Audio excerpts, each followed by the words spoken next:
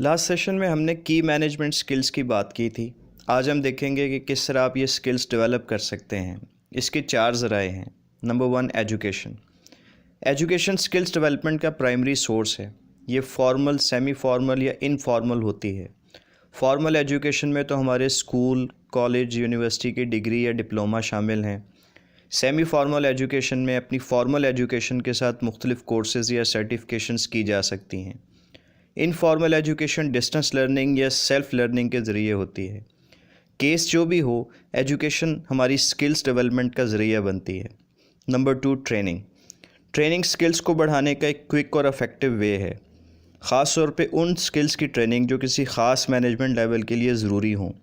जैसे अगरचे interpersonal skills management के हर लेवल के लिए इम्पॉर्टेंट हैं, मगर सीनियर मैनेजमेंट के लिए कॉन्सेप्चुअल स्किल्स ज़्यादा अहम हैं।